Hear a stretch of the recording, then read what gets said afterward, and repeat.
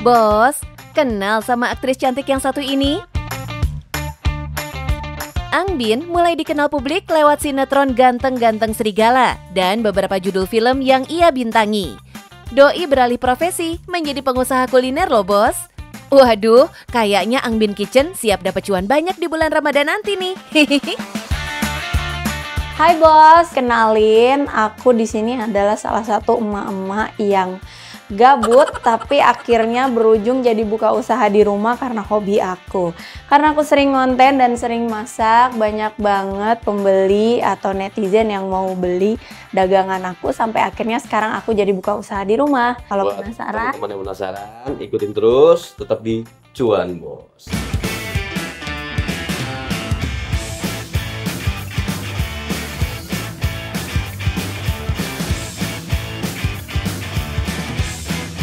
Usaha Angbin jelas didukung penuh sang suami Adli Fairuz. Adli selalu menemani Angbin di dapur, bahkan tidak ragu untuk turun tangan membantu proses produksi. Bantu-bantu ke teman-teman, ini bini gua masak nih, beli dong gitu kan, biar seneng gitu. Jadi terus bantu support untuk jualannya, bantu biar kalau butuh konten ayo sama aku gitu. Sebelum bisa berkembang seperti sekarang, ternyata ada cerita menarik awal mula Angbin membuka usaha kulinernya. pas udah aku sering, lambat laun udah 4 tahun aku bikin konten ya, yang aku share di berbagai macam platform.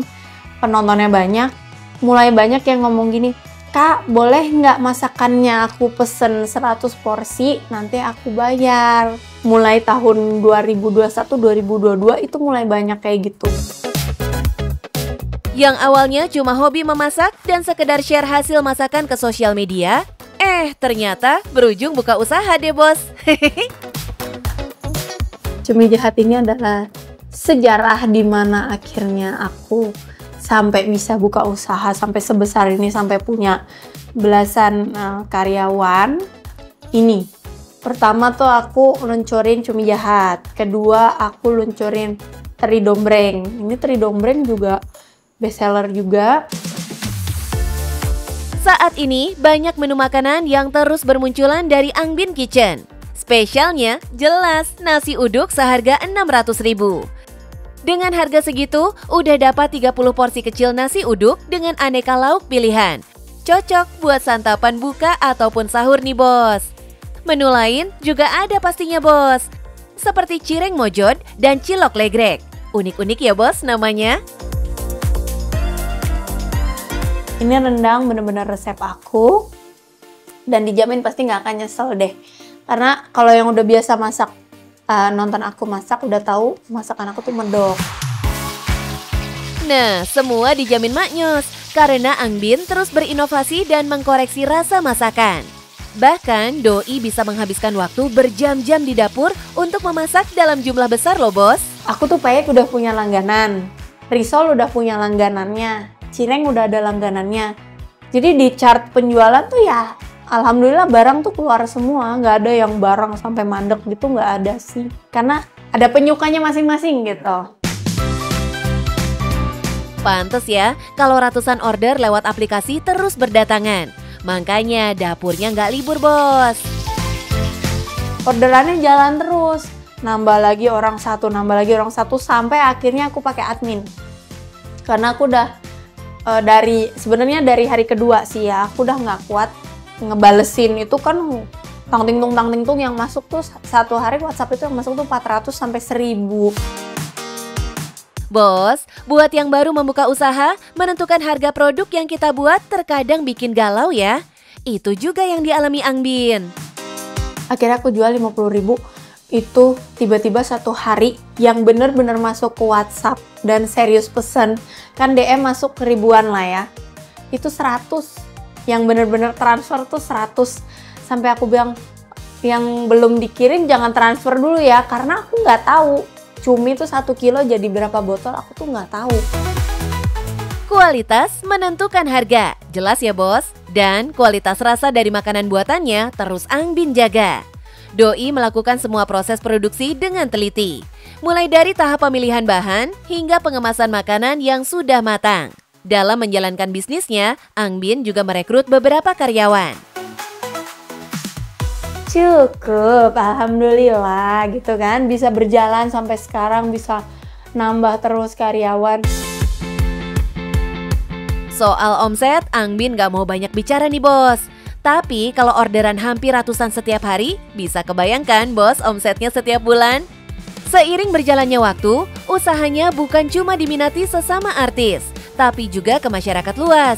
Bahkan sering repeat order dan banyak yang jadi pelanggan tetap loh bos. Ke aku waktu lagi down banget tuh sampai nggak bisa makan, nggak bisa tidur ditemenin, sampai dipegangin sama si Mbak Junon, ayo tidur, makan. Saking aku tuh stres mikirin, aduh besok 300 botol nih, mikir gitu, besok pasti nambah lagi kan, 300 botol itu utang hari ini, besok nambah lagi 200 lagi, aduh.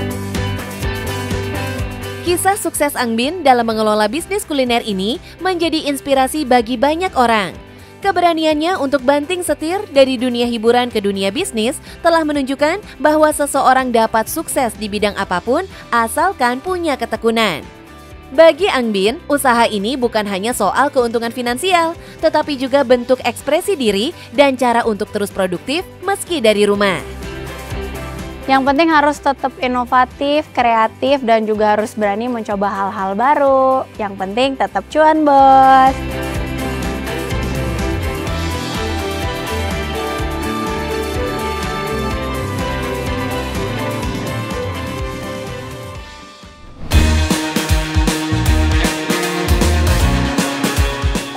Gede-gede banget nih bos buahnya.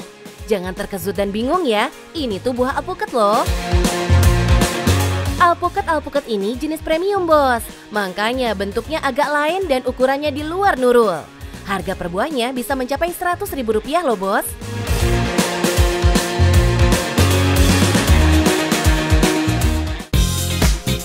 Dari kebun alpukat premium ini bos, bisa mendulang cuan 0,5 M dalam sebulan. Wow banget ya bos. Dulunya yang punya kebun ini kerjanya cuma tukang stek tanaman keliling bos. Tapi sekarang Doi malah bisa punya agrowisata kebun alpukat jumbo terbesar di Kediri, Jawa Timur. Bukan sinetron ya bos, tapi kisah nyata nih. Jadi penasaran deh tim cuan, pengen main-main ke kebun alpukat jumbo ini. Halo bos, selamat datang di kebun alpukat premium Kediri. Nah, saya punya 57 jenis varian alpukat. Bagi yang penasaran, tetap simak di Cuan Bos.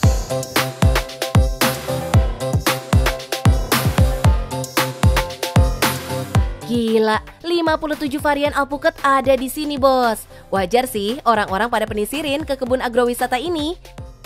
Meski di sini ada 57 varian alpukat, tapi yang paling laris manis di sini ada 3 ini bos. Apa aja ya? Yuk kita kepoin. Yang pertama, alpukat Markus.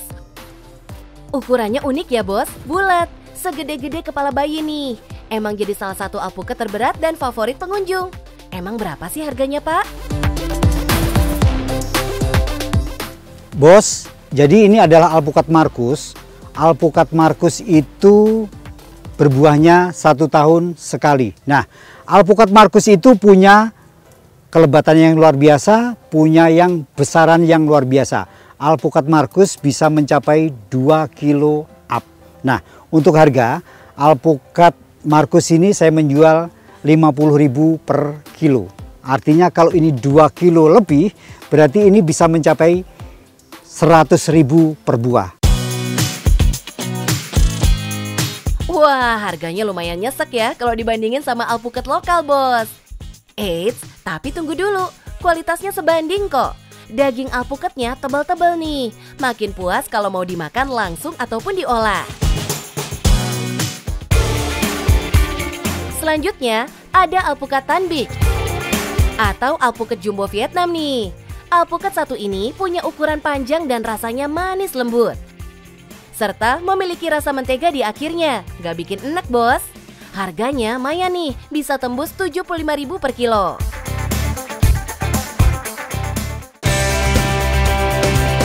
Dan terakhir adalah alpukat kelut nih bos. Duh, alpukat satu ini unik banget bentuknya, memanjang seperti terong. Untuk menikmati buah ini, potongnya secara horizontal ya bos. Jadi bentuknya membulat. Tinggal belah dan hap.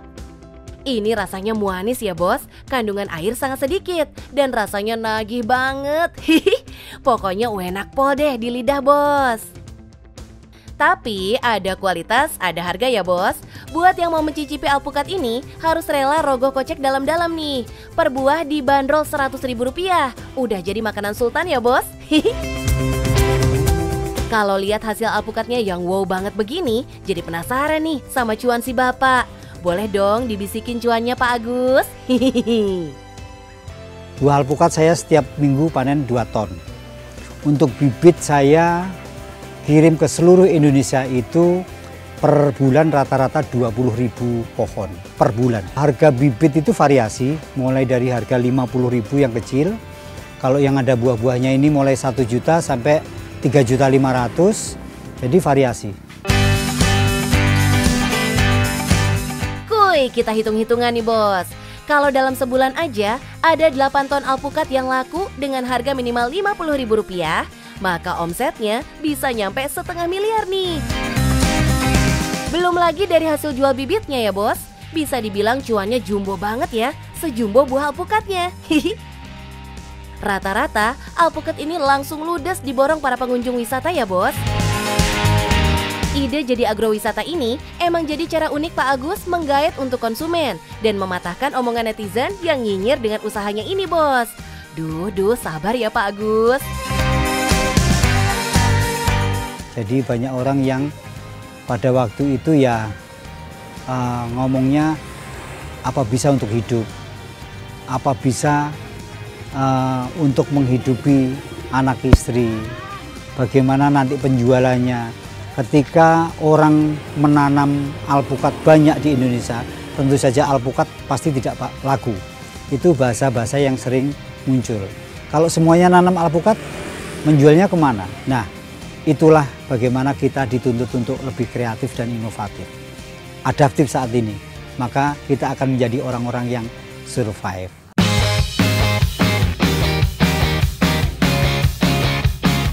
Yes, survive dan makin besar ya Pak. Siapa sangka nih bos, Pak Agus ini cuma lulusan STM yang kerjanya serabutan. Mulai dari tukang stek tanaman sampai penggembala ternak. Saya dulu awalnya, saya hanya lulusan STM listrik. Saya tukang stek keliling, jadi pekerjaan saya adalah tukang stek keliling dan pengembala kambing. Jadi saya memang keluarga yang benar-benar tidak mampu.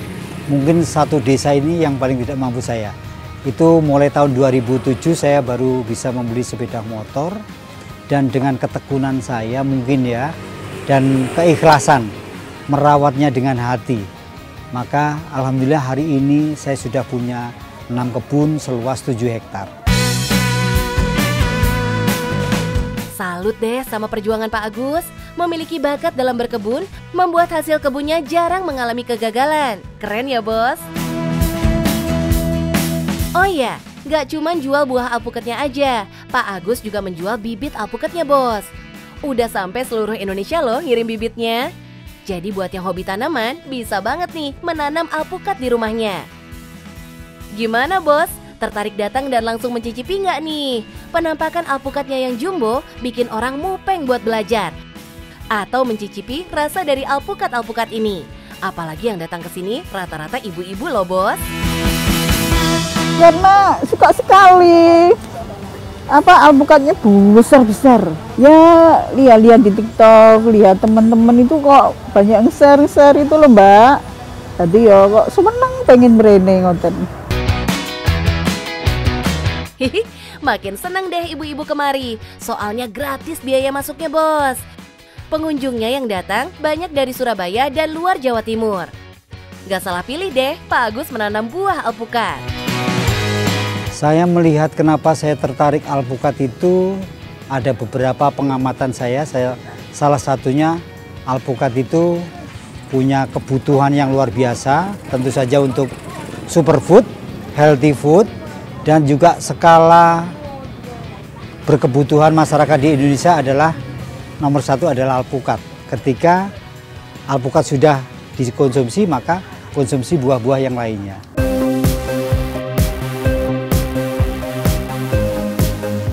Superfood dong, yang artinya kandungannya kaya akan vitamin dan antioksidan. Alpukat sendiri mengandung lemak tidak jenuh yang baik untuk kesehatan kulit, jantung, mata, dan cocok dikonsumsi bagi yang ingin diet. Wah, bisa pada kalap deh pecinta alpukat kalau mampir kemari. Nangis Bombay deh yang pernah meragukan bisnis ini. Jadi pelajaran juga nih bos, buat yang mau memulai. Biar nggak minder duluan apa kata netizen. Pokoknya pantang menyerah dalam memulai bisnis. Bos, saya itu seneng di dalam falsafah Jawa yang berbunyi sopo wong kang tekun godeli teken bakal katekan, yang bisa diartikan barang siapa yang saat ini kreatif, inovatif, adaptif, maka akan menjadi orang-orang yang survive, orang-orang yang menang saat ini. Yang penting cuan bos.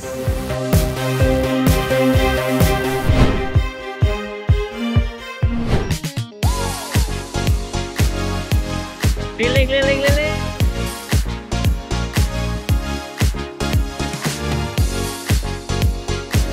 Di turun lobi pasti kita suka ada di pinggiran kantoran, bisa beli di situ.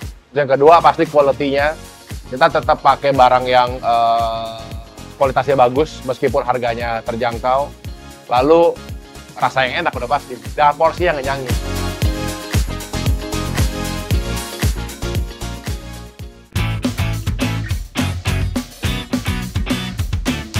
Halo bos, tren menjual minuman gerobak keliling memang lagi menjamur banget. Dan ini bisa jadi usaha yang cocok banget dijalankan di bulan Ramadan nanti. Bukan cuma menjajakan minuman aja nih bos. Sekarang ada gerobak keliling yang menyajikan menu nasi box limau yang praktis dan nikmat. Ditambah harganya juga cuma 15 ribuan aja nih. Cocok bos. Liling. Nah, biar nggak makin penasaran, langsung kita ajak aja Bro Rizky buat cobain rasanya berbisnis nasi keliling ini.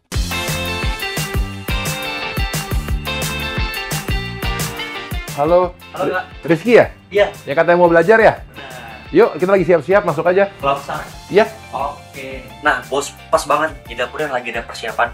Kita langsung aja ke dapurnya. Let's go. Nah, ini dia bos, Pak Brian, salah satu pendiri dari pionirnya kuliner nasi limau. Halo bos, ini Liling, limau keliling, nasi jeruk cuma 15.000 aja. Enak, porsinya pas, banyak, ngenyangin, dan pastinya lezat banget. Penasaran? Ikutin aja di Cuan Bos.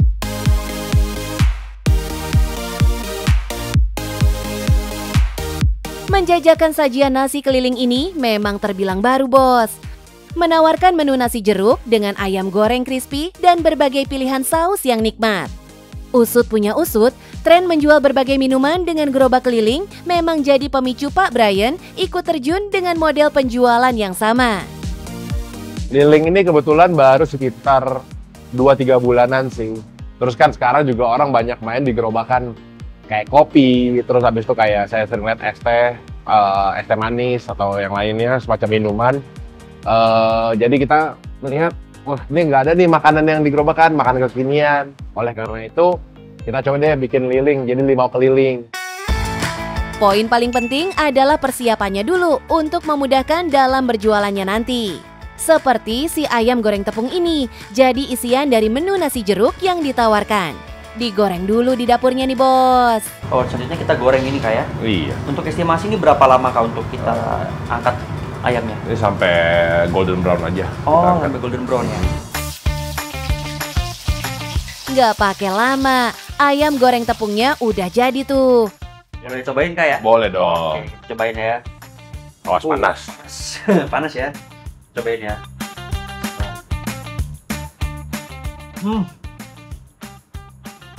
Oh, Gimana? mantap. Gurih banget. Garing, Garing, ayamnya juga masih juicy ya. panas. Lanjut, ayam goreng tepungnya dikemas ke dalam boxnya. Timbang sesuai porsi, sekitar 50 gram ayam goreng tepung untuk satu porsinya. Nah, pas banget nih Kak, ini 50 gram. Berarti Oke. selanjutnya kita masukkan ke Dalam kotak ya? kotak, iya. Oke. Ini yang dinamain portioning tadi. Ayo Bro Rizky, masukin ayam gorengnya ke boxnya. Jangan sampai salah. Walau baru merilis penjualan nasi jeruk dengan gerobak keliling ini, memang jadi inovasi bagi pelaku usaha di bidang kuliner.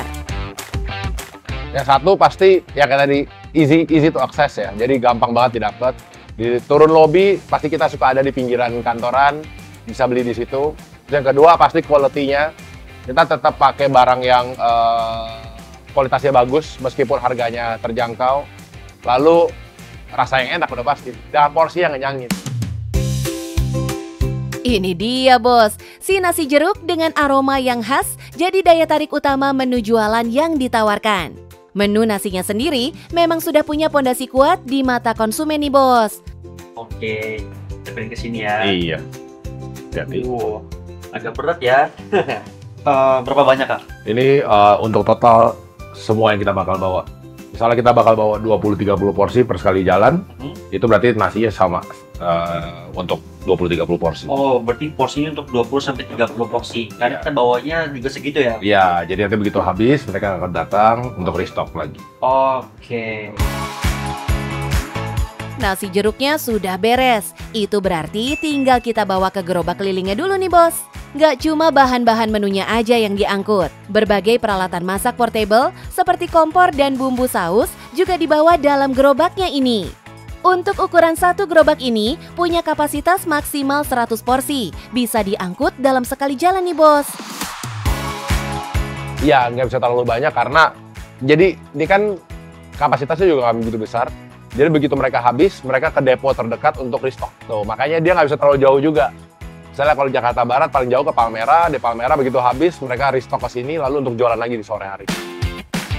Nah bos, Bro Rizky sepertinya udah banyak tahu seluk-beluk dari dapur produksinya nih.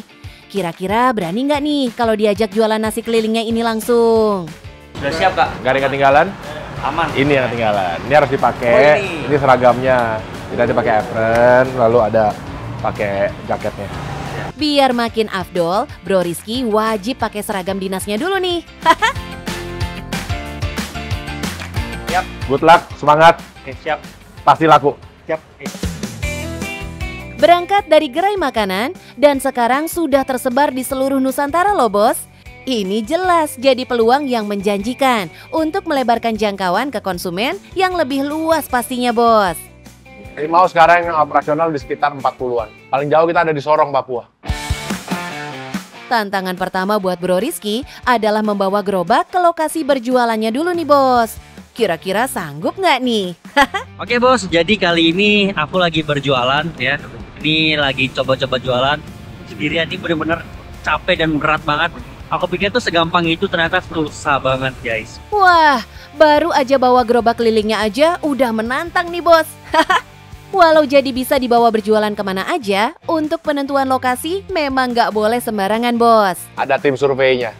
Jadi mereka ngecari tempat yang di mana yang emang boleh untuk mangkal, yang di mana emang kira-kira orang kantoran cari makan, dan orang yang apa kita bilang kayak passerby, kayak ya pedestrian gitu-gitu. Bagus ya kita bakal stay di situ setiap hari. Akhirnya nih bos, Bro Rizky tiba di tempat penjualannya nih. Lokasi di pinggir jalan area pertokoan dan apartemen dipilih karena banyak aktivitas warga lalu lalang pastinya. Ayo segera dipersiapkan dulu semua peralatannya. Mulai dari payung sampai kompor portable-nya. Biar langsung bisa dikumpulin cuannya. Beli. Pak, Bu, Pak. 15.000. Wih, baru aja datang, pembeli silih berganti kumpul tuh bos. Ini yang jadi salah satu keunggulan usaha milik Pak Brian. Makanannya tetap disajikan dalam keadaan hangat bos. Kebayang deh kalau Ramadan nanti antrian pembelinya pasti bakal mengular. Hihihi. Tantangannya segi operasional mungkin ya, karena kan ini kan bisa dibilang semacam kaki lima yang lebih high end lah ya. Jadi kadang suka digusur juga sama polisi PP. Jadi kayak di sini nggak boleh, jadi kita mesti pindah-pindah. Terus yang kedua kan ini konsepnya akomodir makanan untuk makan siang orang kantoran.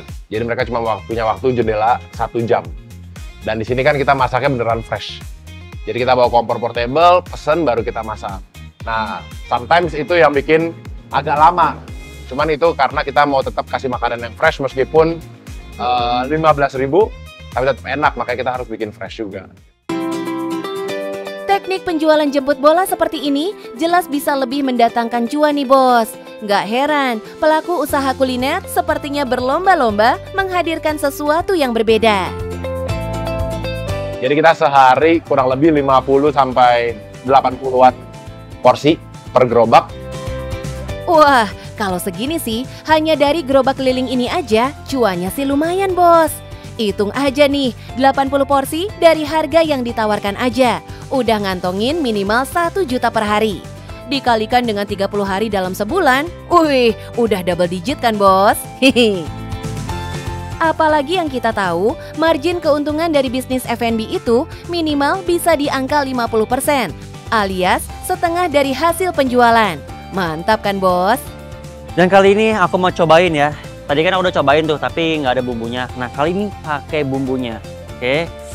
Udah lapar banget dan penasaran rasanya gimana. Kita cicipin ya. Bismillahirrahmanirrahim.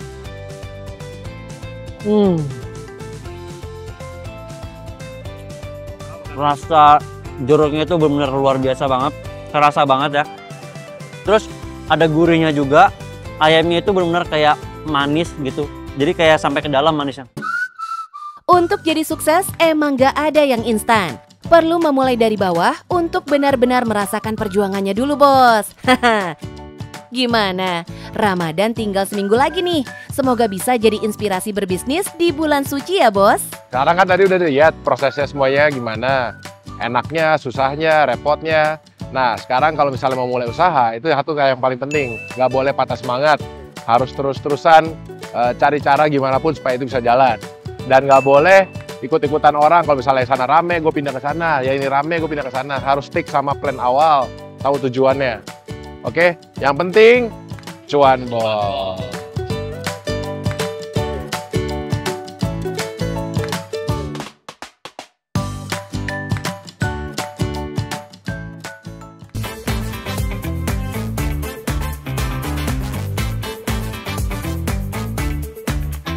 Waduh, haus nih. Ada sop durian.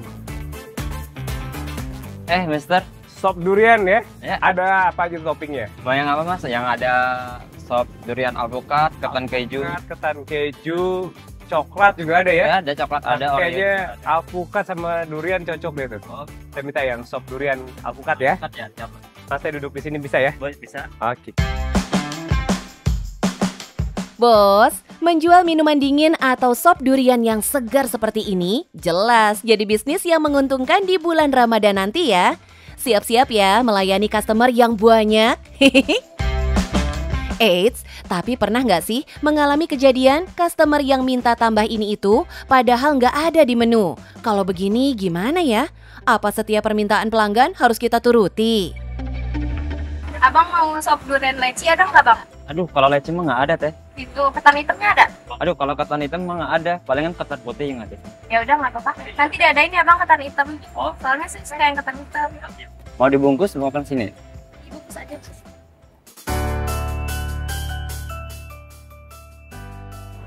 Makasih ya. Mas, boleh ngobrol sebentar? Ya, boleh. Nah iya, Mos. Kita duduk, kita ngobrol ya. Ya.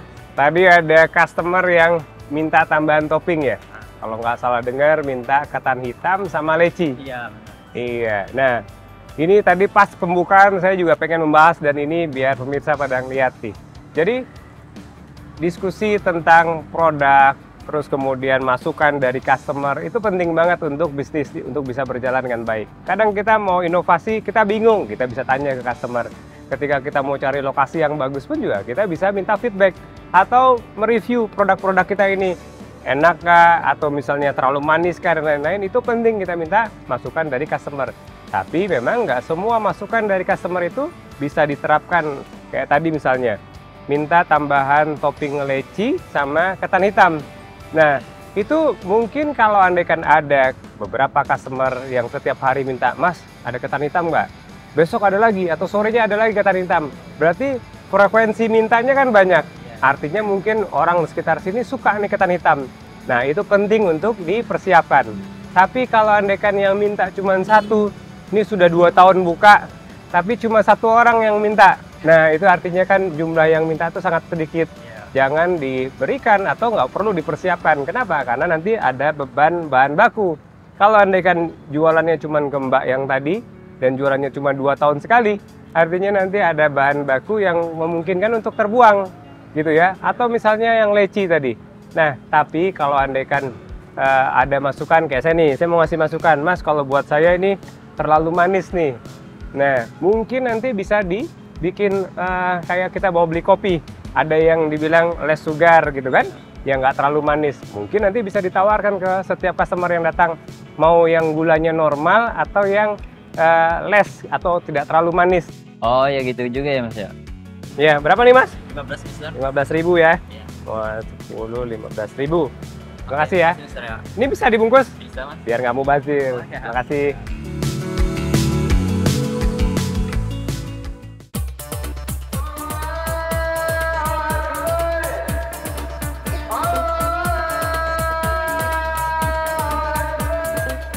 Selamat datang di Shibam, the Manhattan of the desert.